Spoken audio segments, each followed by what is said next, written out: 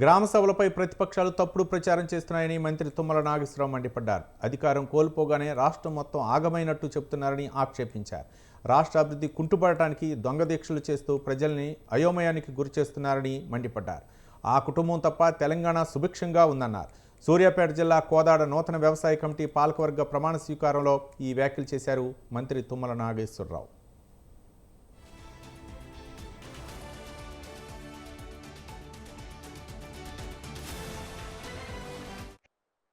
ఇంకా అరువులు ఎక్కడైనా ఒకళ్ళిద్దరు మిగిలిపోతే అవి కూడా తీసుకోండి.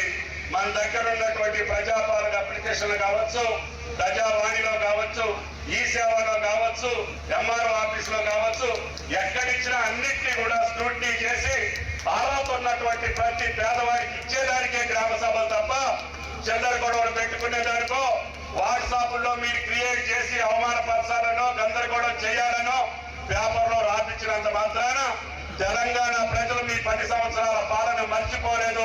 దాన్ని గుర్తుపెట్టుకోమని చెప్పి ఆ పార్టీ నాయకులకు విజ్ఞప్తి చేస్తున్నా. ఆఖరికి పదవులు అమ్ముకునేటటువంటి నాయకులు మళ్ళీ ఇలా ప్రజా పాలన దగ్గరికి వచ్చి ఏదైనా కారుకోతలు పూస్తే దానికి కాపులా కాయాల్సింది మీరేనని చెప్పి కూడా మీకు ఈ సందర్భంగా మనం చేస్తున్నాం. కాబట్టి మాకెంత భగవంతుడు అవకాశం ఇస్తే అంత ఈ రాష్ట్ర అభివృద్ధి కోసం పాటుపడతాం. తప్పకుండా కాంగ్రెస్ ప్రభుత్వం మీరు ఎంచుకున్నటువంటి ప్రభుత్వం, మీరు కోరుకున్నటువంటి